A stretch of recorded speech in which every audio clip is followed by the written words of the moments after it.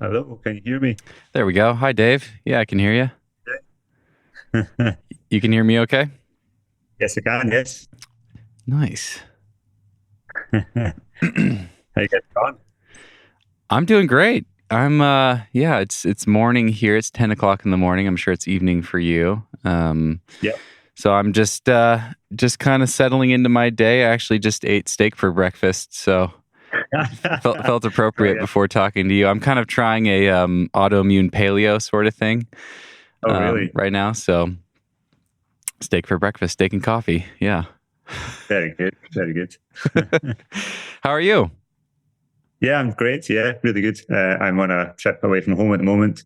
Um, and the primary purpose of my trip is actually to work on a book I'm writing, but I'm also doing a bit of climbing as well. So yeah, it's quite nice. Been here for a Nice. few days. Yeah. Oh, this is exciting. I have to ask, what is your book about? Are you able to talk about it yet? Or are you still keeping Yeah. it a little Yeah. bit? Yeah. Yeah, Yeah. okay. No, I'm just writing a book about my own climbing, really.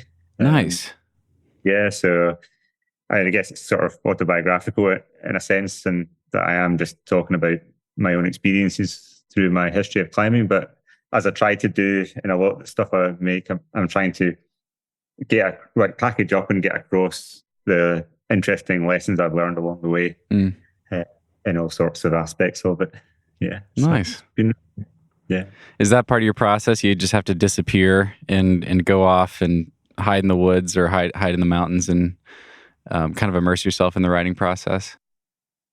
I do find that helps, yeah, to focus. At home, I guess a lot of people at home, especially if they have a big family, like, there's a lot of stuff going on and it's hard to focus. But also, the complete detachment from all the other tasks that make up my normal working home life, which in the main is actually just doing social media stuff, but Mm, especially editing video. So just getting completely away from that, like leaving my big computer behind and just focusing on one thing.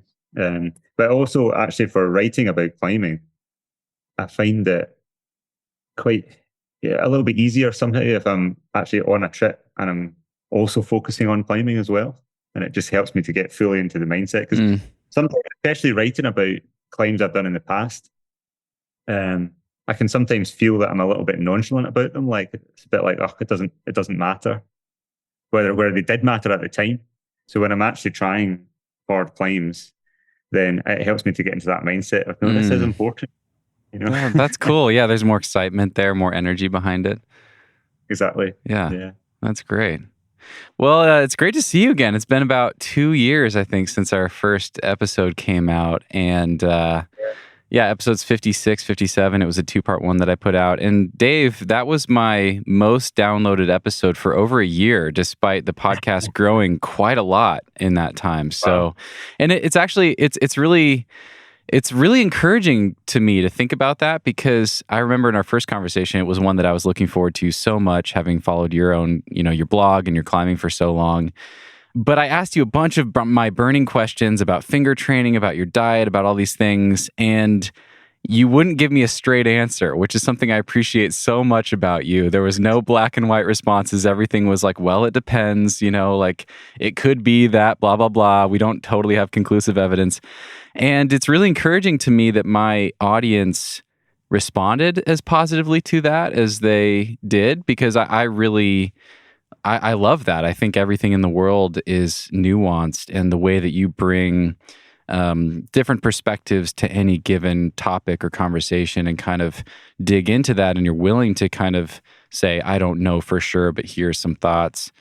Um, Mm, mm. yeah, I think it's great. I think it's a great lesson for the rest of us to kind of internalize because it's so tempting to, jump from bandwagon to bandwagon as we navigate training and diet and all these other things. But yeah, you do a Mm. really good job of kind of just being really honest and really open and curious. And yeah, I think it came through in our first episode, and I'm really proud of it. So thanks for that, and it's great to chat with you again. Yeah, yeah, brilliant. Yeah, I remember seeing that on your Instagram. I think the comments that I looked on your Instagram after that episode, and there was people commenting about that they thought that was refreshing that things weren't so black and white.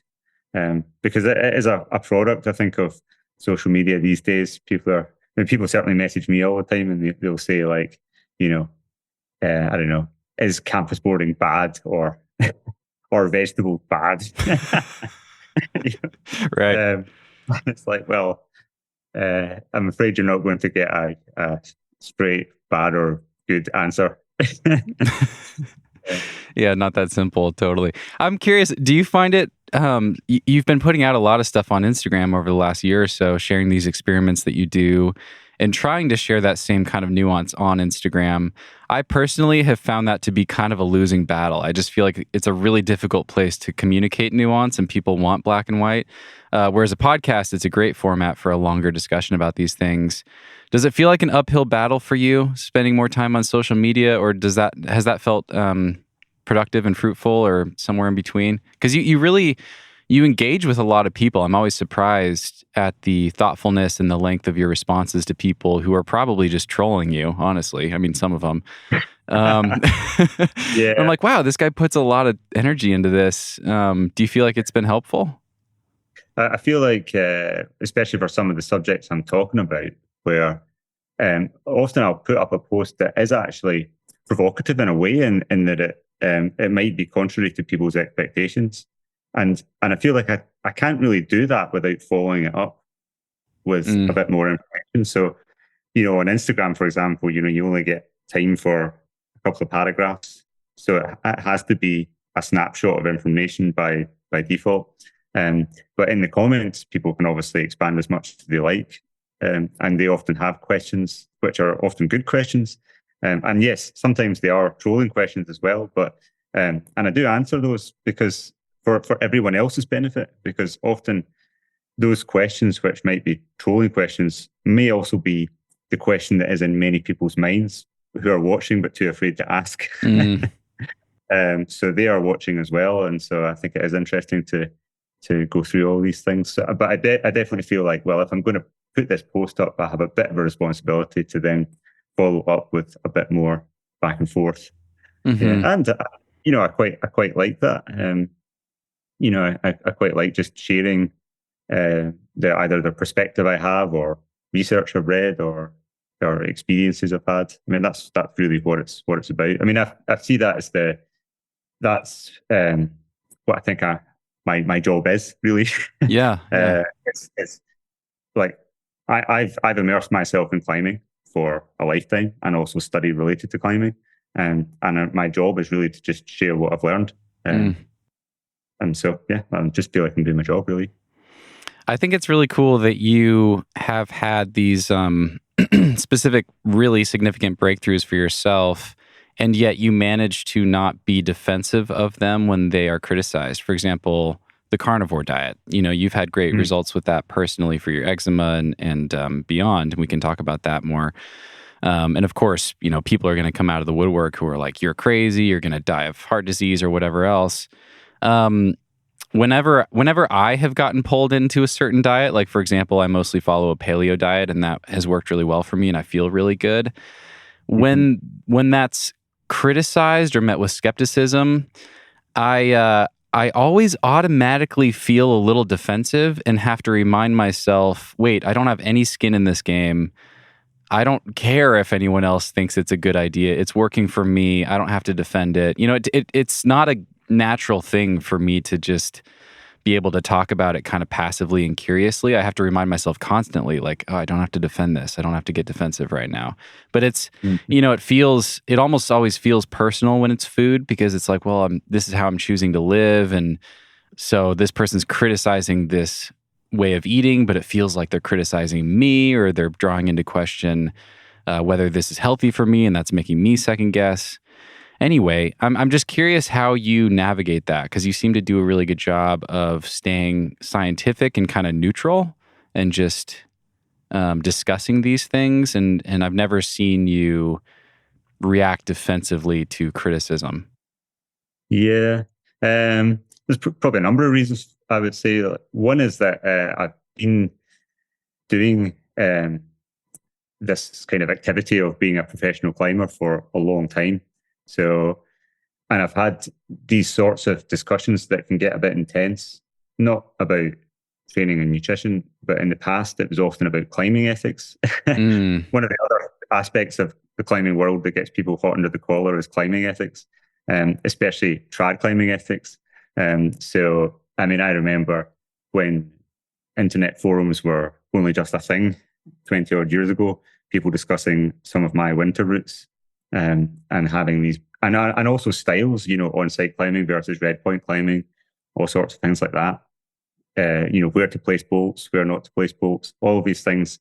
And so I spent a lot of time observing other people either remaining kind of calm and sort of sticking to their argument, or vice versa, getting hot under the collar. And generally speaking, I thought getting hot under the collar seemed to not serve people all that well, even if they were actually making points that made sense. Just the fact that they got defensive or even angry, as people sometimes do on the internet, tended to not come over that well and not achieve their aims of making people either understand their point of view or actually change their point of view. Yeah. But the other aspect is also that some of the things I've done, I don't really expect people to understand from the get-go. It's like, some people have said to me, like, it's totally irresponsible and silly to solo an 8D plus or some other hard trad route. Like, that's a ridiculous thing to do. Or how can you say that you can do that safely? And it's like, well, for someone who doesn't have a long history in doing climbing, may not understand how it's possible to actually make that safe to do, and it would seem like a mad thing. And I remember going to another subject. I remember the first time I ever heard of someone eating a carnivore diet, and it's like, they eat only meat. And this was when I was doing a ketogenic diet myself at the time. I was already doing a so-called extreme diet, and even then I was thinking that is completely bonkers. Like, and so feeling my own just history and bias, I guess, coming into view, and I had to really take time over months to get my head around that. So I don't expect people to just take a lot of these things at face value, and it's good that they don't, because there's like, if you go around the internet, you can find people saying all sorts of things, whether it's about how to climb, how to train, how to eat, whatever. Mm-hmm.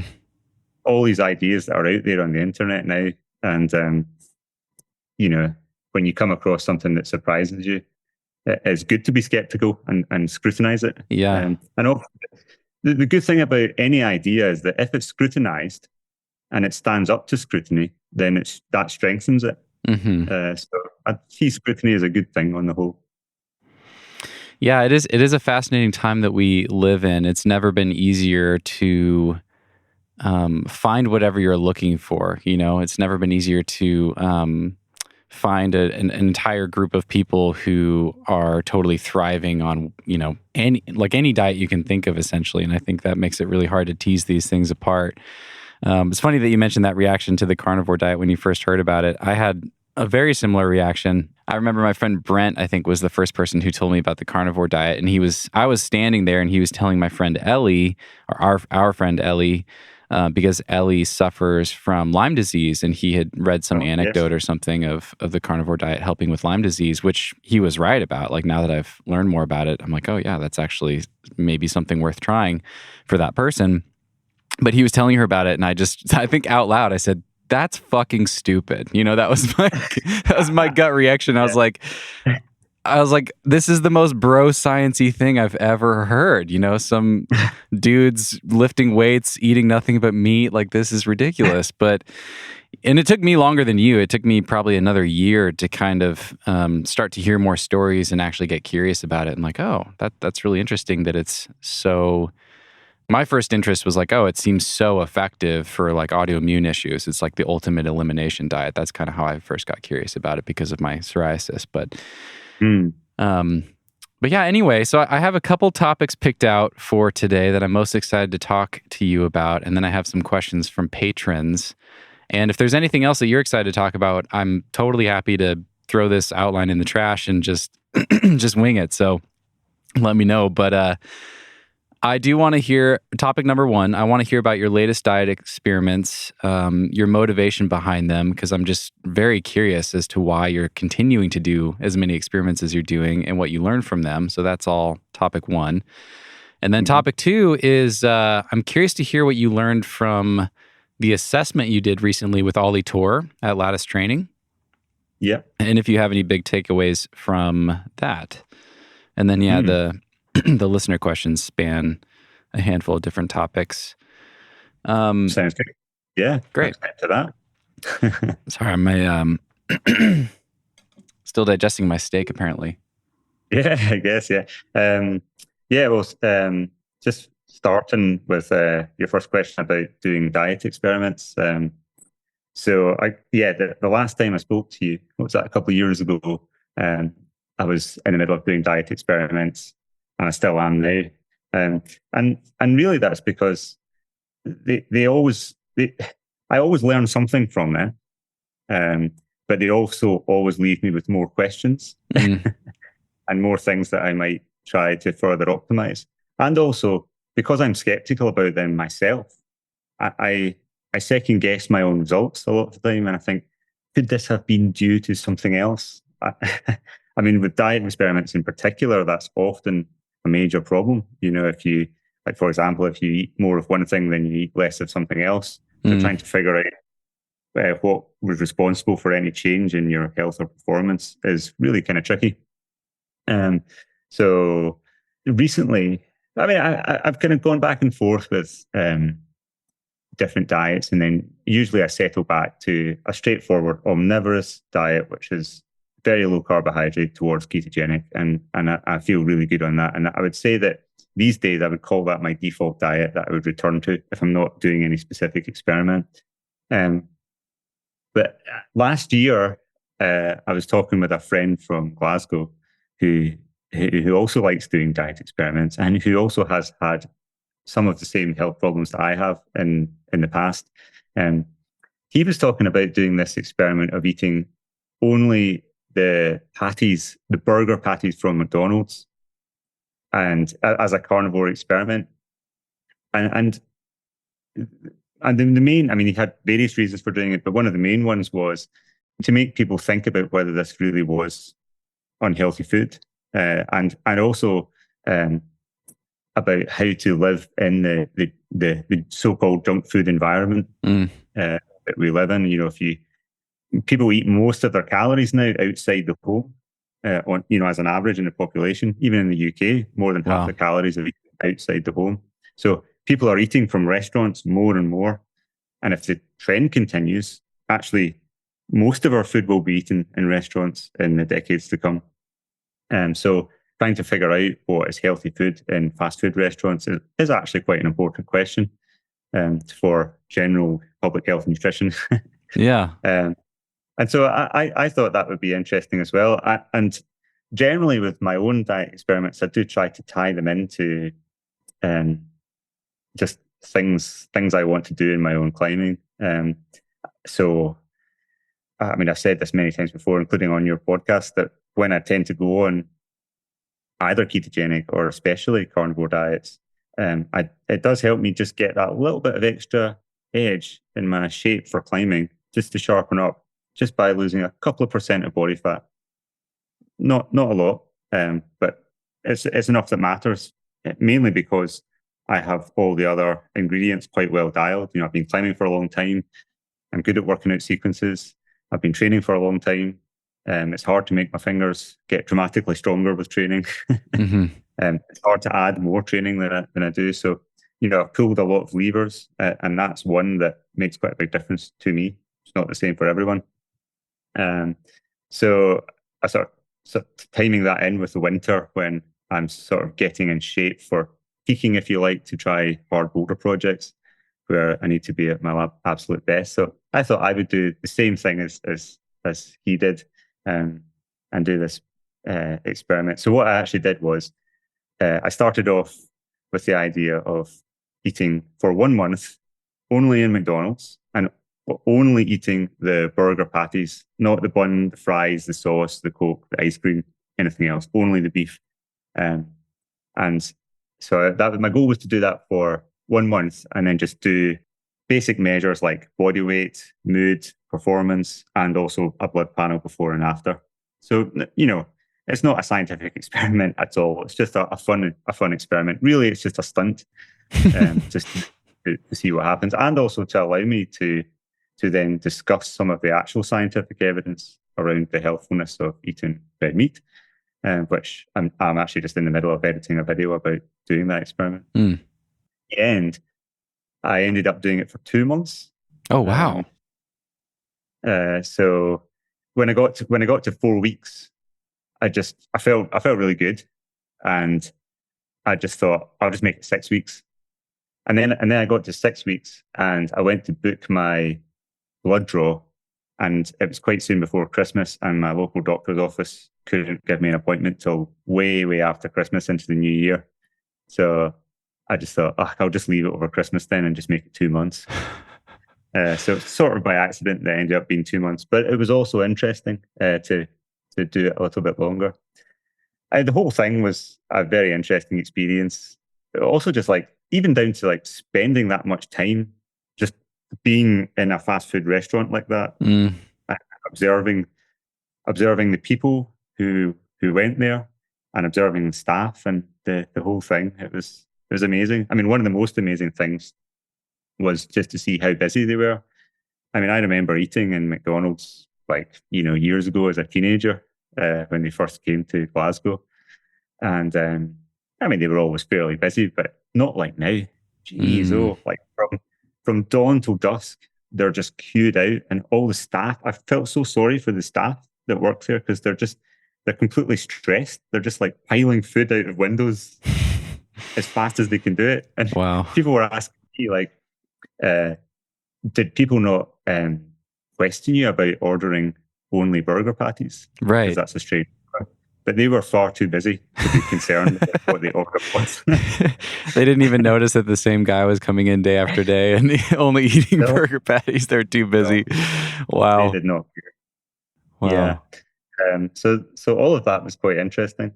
But so like what happened? I lost 3.5 kilos in body weight. Okay. Now, I have to caveat that though and say that on the running diet, I did do a more, what people would call a moderate carb diet, higher carbohydrate than I would normally eat. And that normally makes my weight climb, which it did. So in a sense, my starting weight was sort of elevated. Okay, yeah. It's maybe more fair to say that it normalized back down to where it would be. That makes sense. Right. Yeah. Previous diet. I also felt really good. I was climbing really well. And my blood panel was actually the best blood panel I've had out of all diet experiments I've had. Wow. Wow, that's fascinating. That's fascinating. I have to caveat that as well by saying that depends a little bit on your point of view. So sure, yeah. One part of the blood panel that might be the most controversial part for many people would be LDL cholesterol, the so-called bad cholesterol. So for me, that always runs about the top end of the reference range, which if people know the reference range, that tops out.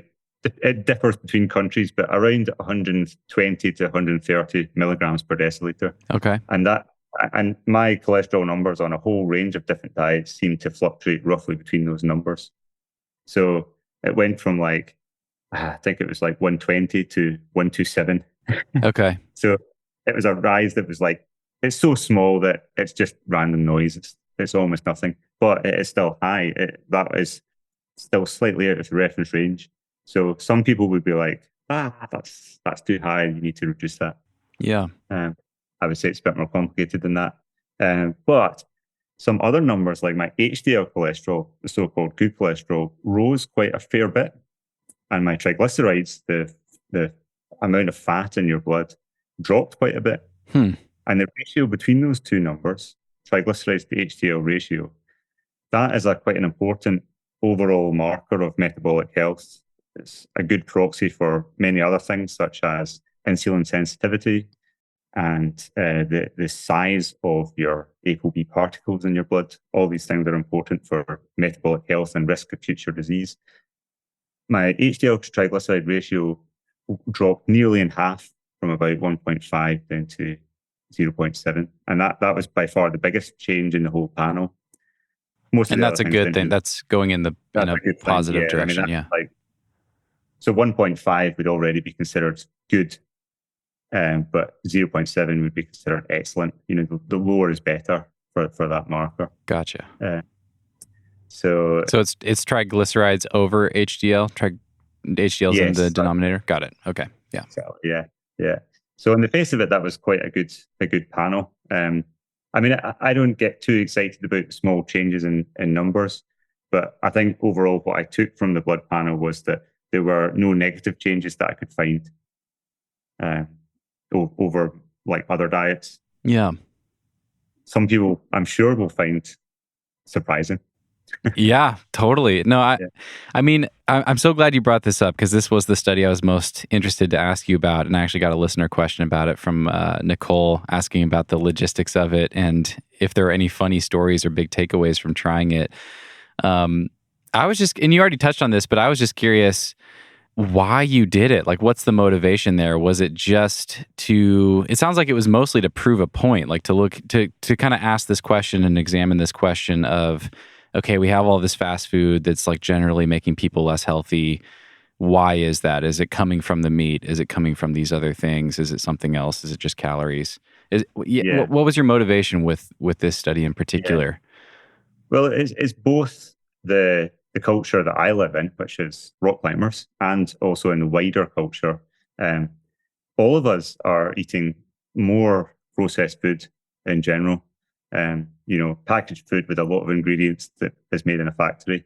Um, there are many people, even in our community of climbers, who would never dream of going to McDonald's to eat, but nonetheless eat quite a lot of processed food, and nonetheless have quite a lot of diet-related health problems.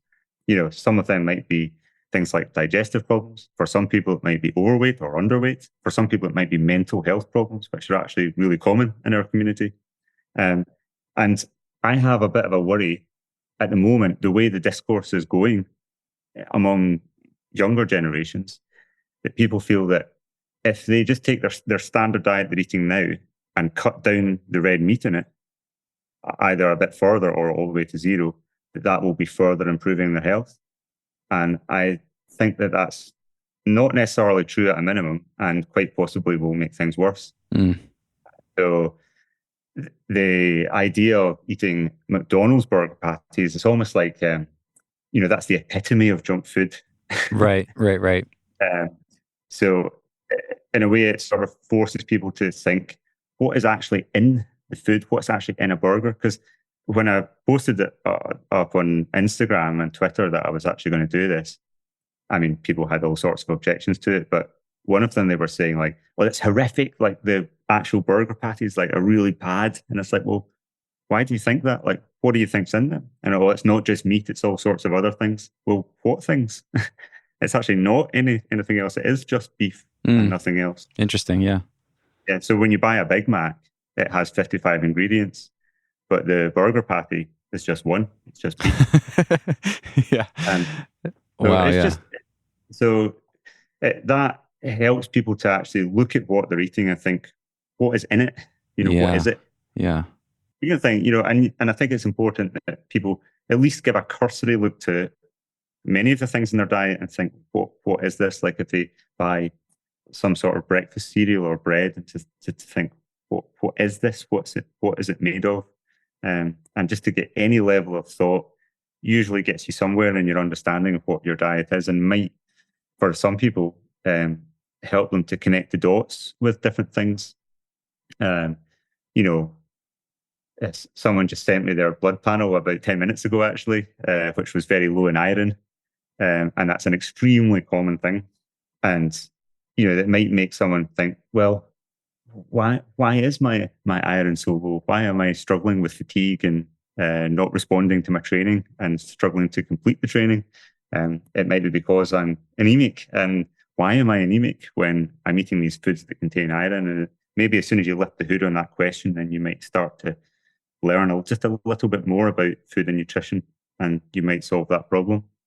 And a lot of people in that exact situation who are either have frank iron deficiency anemia or just subclinical, it might not be diagnosable, but they're on the low end, um, and so they're far from optimal, and so they're just not responding to training and not feeling good or enjoying life as much as they could be.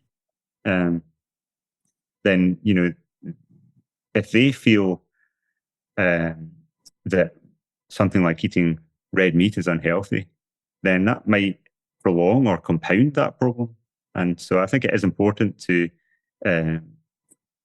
challenge that. And so what I was doing was really just challenging that in a kind of provocative manner. Yeah. Yeah, in a compelling manner too. It's so fascinating.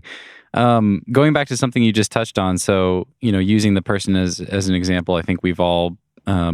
I think this is a really common person, especially in the climbing community. But the person who's eating like kind of a relatively normal. I put normal in air quotes because who knows what normal means, but a relatively normal diet, and then they think, okay, if I limit or eliminate red meat consumption, that's better than including or continuing to include red meat.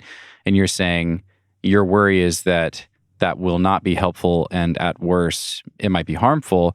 Why is that? What is it that you would be worried that people would be missing out on? Is it a micronutrient deficiency? You just touched on iron, obviously, but any others? Is it protein? Is it other things? What is so special about red meat that would make it potentially more harmful to remove it than to keep it in that context? Well, animal foods in general have a whole list of nutrients which are difficult to get from non-animal foods. Iron is one, high quality and abundant protein is another, and then there are a whole series of other essential nutrients like the vitamins and minerals, and also the non-essential nutrients, which are contained in a whole range of animal foods, but red meat is a particularly dense source of several nutrients. And so if people remove it, then they may well dilute the nutrient density of their food, but also they may replace it with foods which might be actively harmful to their health. So taking processed food in general, the hallmark of processed food, especially the most unhealthy types, come down to three ingredients, which are flour, sugar, and vegetable oil, which are very nutrient poor, extremely nutrient poor, and very energy rich, and may have other harmful effects. That's unclear in the literature, actually, but nutrition's in this funny period right now where it's increasingly clear that people who eat lots of ultra-processed food, in air quotes, have all of the poor health outcomes, and the nutrition world is currently trying to figure out what exactly it is about ultra-processed food that's harmful, whether it is the dilution of nutrients, or whether it is the speed of absorption of those nutrients when you eat them, or whether it's other aspects related to energy partitioning in the body that makes people metabolically sick and overfat, or a whole host of other things. That question is far from ironed out, and actually the more I look at it, the less confident I feel about what to make of it. But on the whole, if I think of McDonald's menu and I think, well, if I walk into McDonald's and I want to eat something that's healthy, what would I choose? And I would personally choose the burger patties. Mm-hmm. And I think a lot of people would maybe have a different choice. And so really, I think it's good to get people to think about, well, why is that? Like, what about those other foods that you would choose would be better? Yeah. Yeah. Thanks for sharing that. I mean, I just wanted to add that context for people. This is interesting. I got a question from Mike, and you kind of just answered it, but I think it's worth asking anyway. And yeah, I kind of filled in my own answer reading the question. And I was like, oh, he missed meat in this question, but I'll let you tackle it. Mike writes, on the last podcast, Dave mentioned a nutrient-dense diet. Some foods seem to be widely agreed to be highly nutritious, for example, spinach, whereas others are more controversial. Example, potatoes, brown rice, pasta. How does Dave assess whether certain foods are nutrient-dense?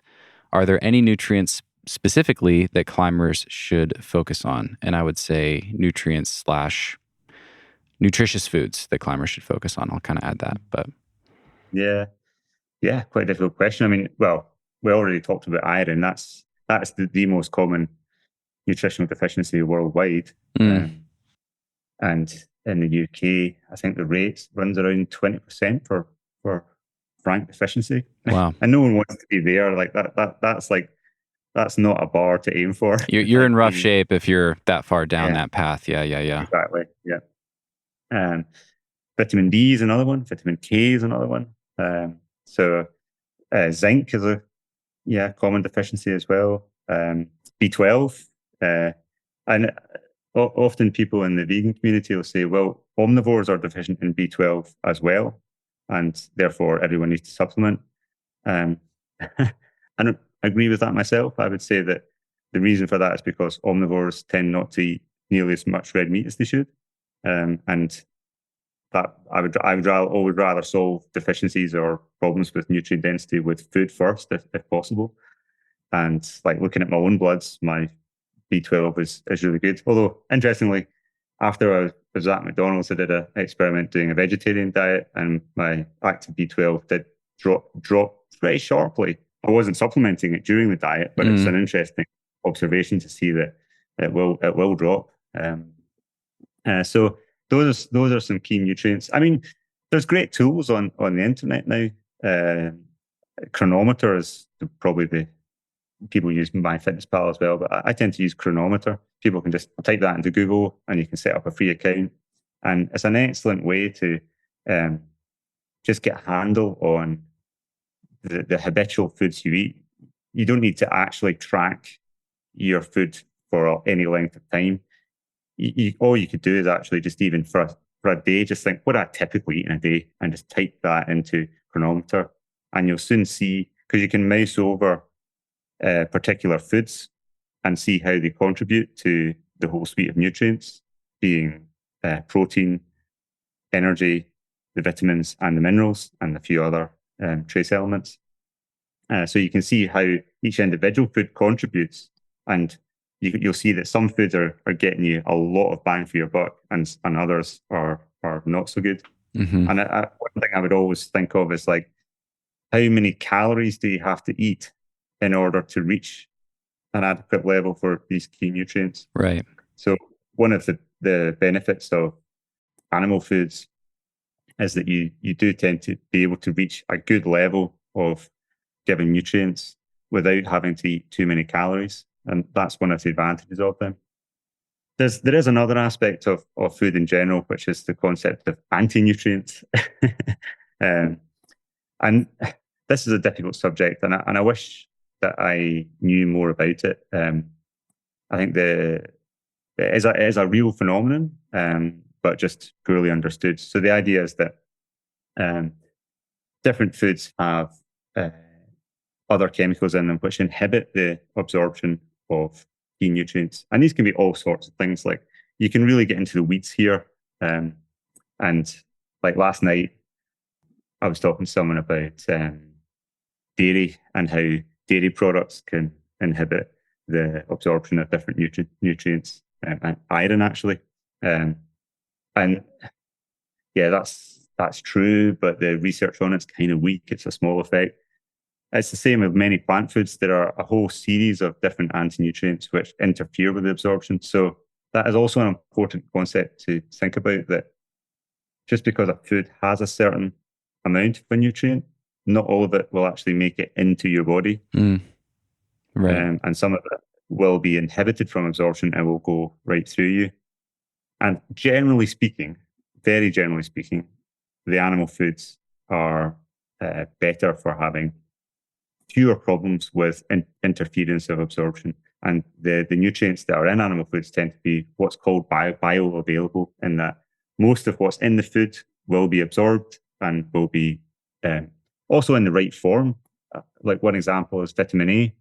Vitamin A is retinol, and retinol is not in plants.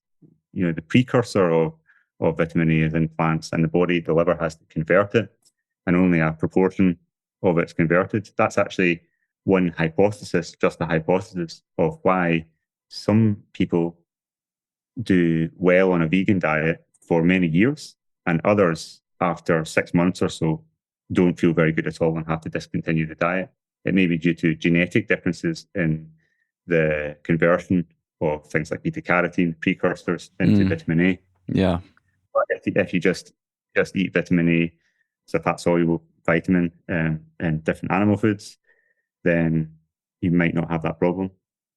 So I hope that roughly answers that question. Well, again, you're doing what you always do, which is share some of the nuance and the complexity of it, which I think is really valuable for people to think about. It's tricky because there are so many different diets, So there's like, I'm sort of acutely aware, in part because I actually often post my diet on the internet, what I actually eat, of how people will look at my diet and say that it's totally weird to them. It's not what they would normally eat.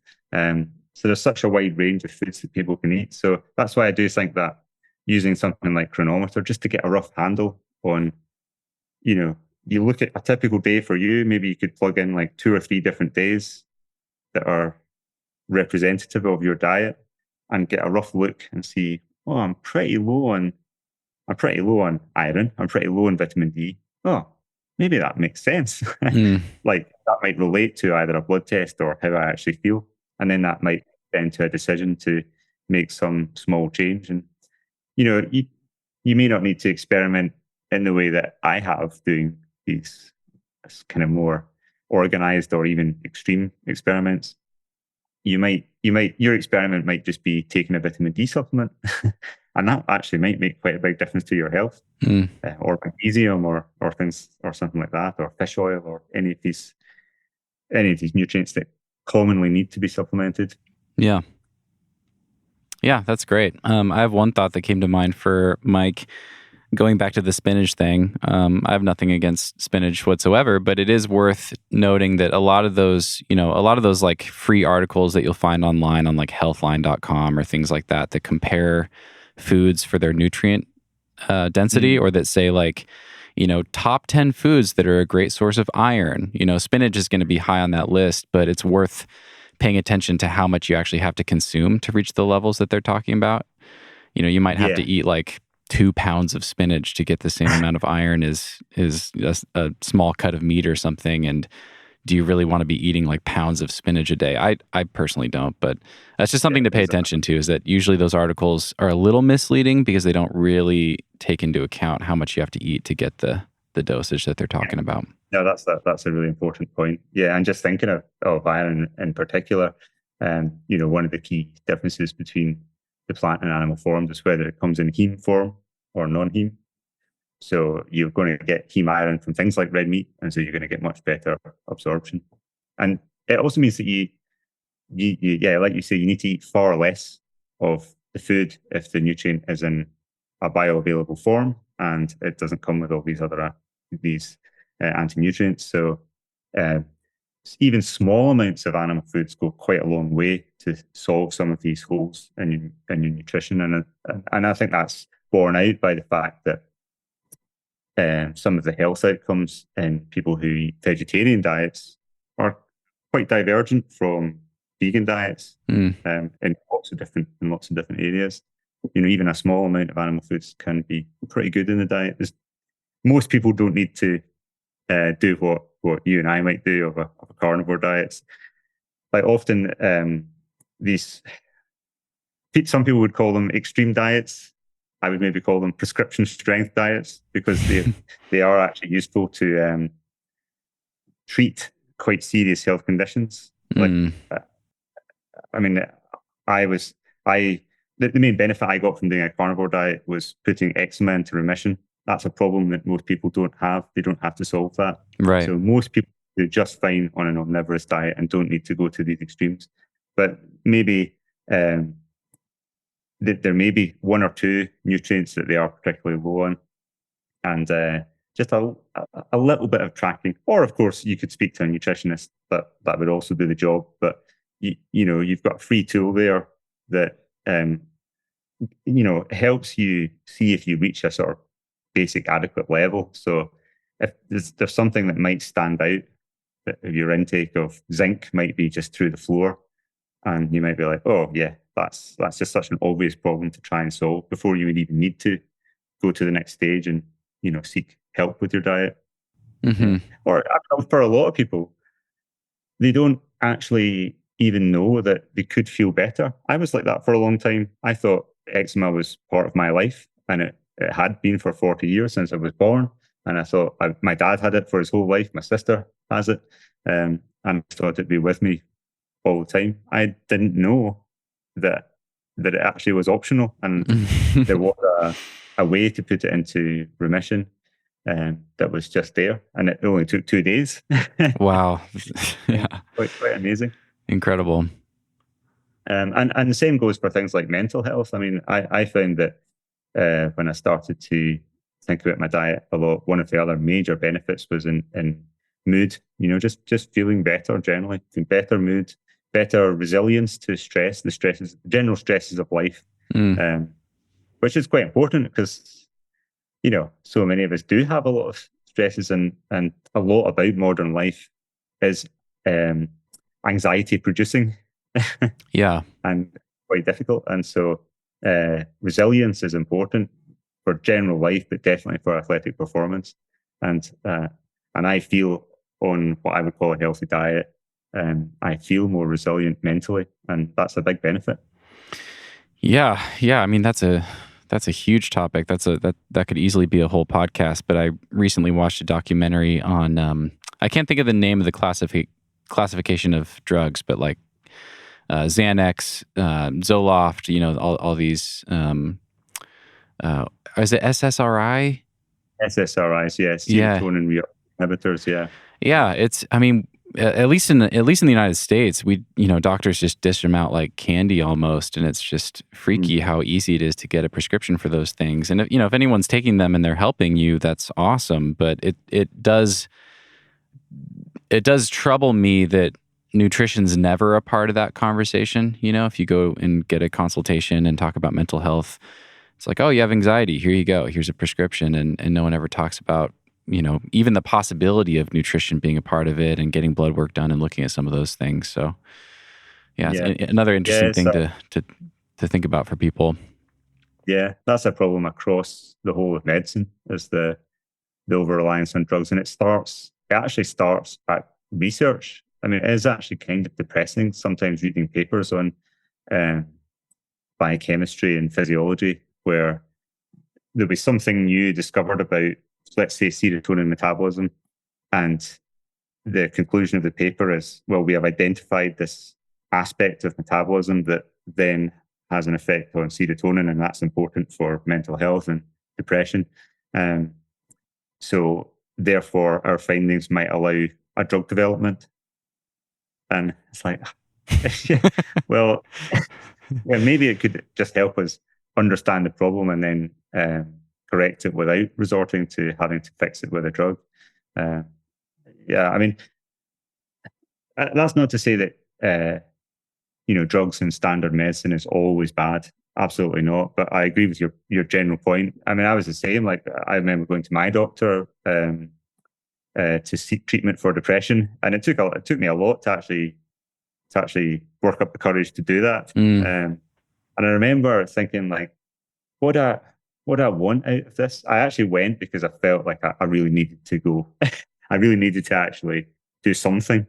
And I remember my doctor said, she was good actually. She said, I could prescribe you an SSRI if you want, but they're not that effective, on the whole. Like, they're only effective for a small proportion of people, and even then they're not very effective. Generally speaking, obviously there are extremes. Some people get great benefit from them, and I'm not saying that you should discount them altogether. But her favoured option was to try some sort of counselling instead, which I did, and I just didn't think that was very effective. Um, but again, so I just went back to kind of a coping with the problem rather than solving it for a long time. And then it was only through doing diet experiments that it spontaneously resolved. And yeah, that I again, like, I didn't know that would be possible. Mm. And that's partly why I get so interested in doing these experiments at quite a sort of deep level, because you can't sort of unsee that. Now I feel like um, every time I've done one of these experiments on myself, I've discovered something that's actually really important to me. Like, I did have depression and I don't anymore. Wow. I did have it and I don't have anymore. I did have problems with weight gain and I don't anymore, so long as I continue to eat a certain way. And yeah, I'm really happy about that. Yeah. I mean, those are massive wins. It's incredible. Yeah. Okay, I have two questions based on everything we've talked about your diet experiments and red meat in particular. The first one, going back to the McDonald's experiment, I'm just, I'm curious about your life satisfaction when you were doing this. I'm picturing you on Christmas morning sitting there with your bag of McDonald's hamburger patties while everyone else is eating, something delicious for breakfast, a normal Christmas breakfast. I'm curious about your life satisfaction doing this and any thoughts you have on that. And then kind of with that, if you felt so great after 2 months, and it sounds like that's kind of been the case with a few of these different experiments, why have you decided to kind of keep coming back to this default diet that you default to with, it sounds like it's similar, mostly carnivore, keto, lowish carb. But yeah, is that the one that, does it check more boxes? Is it just a little bit easier logistically? What is it that has led you to kind of go back to this slightly more inclusive default diet over just eating hamburger patties for the rest of your life? Yeah. Well, mainly just because I find the results of my own experience hard to believe. I kind of think, right, okay, I've done this carnivore diet and I've had good results. I mean, if I then just, let's say I eat beef and then I go back to the kind of diet I've been eating this week, which is beef, eggs, some high fat dairy, and some low carb vegetables. Hey friends, I hope you enjoyed that free teaser of my conversation with Dave MacLeod. One of my favorite people to talk to. I always have such a great time talking to Dave. If you want to listen to the full episode is actually 2 hours and 13 minutes. So we go on to talk for quite a bit longer and covered many more topics. We talked about diet for a while longer. We talked about LDL cholesterol and cardiovascular risk, and if those are things that Dave is concerned about eating so much red meat. We talked about his thoughts on body composition and whether climbers should get a DEXA scan. And then we pivoted as promised and got into his training and the things that surprised him from his lattice test with Ollie Tour. If you guys don't know what we're talking about there, Dave posted a YouTube video a while back sharing a lattice test that he did with Ollie Tour and the results and the things that surprised him. So we got into the details with that. We talked about his goal to climb 9A+, 515A sport, why he doesn't travel abroad anymore, and some of his projects close to home that might be in that 9A+ range.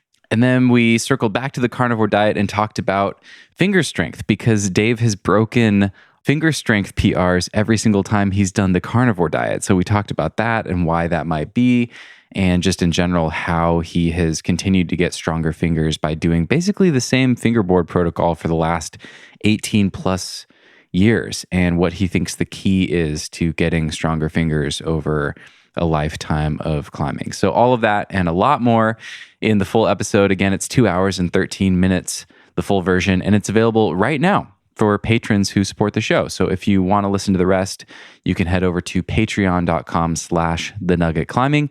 It just takes a few minutes to sign up and you can pick up right where you left off. The timestamps should be the same and you can just finish the rest of the episode. And many, many more. I've published over 50 follow-up conversations with some of my favorite guests from the show. Lots of great episodes if you can't get enough of The Nugget. most importantly, I really appreciate the support from patrons. It really helps keep the nugget going. So thank you for listening. Thanks for considering signing up. Again, it just takes a few minutes to sign up at patreon.com/thenuggetclimbing. You'll get tons of perks. You can watch the video episodes if you prefer to watch video podcasts. You'll get ad-free episodes and all the follow-ups, and you can cancel at any time, no questions asked.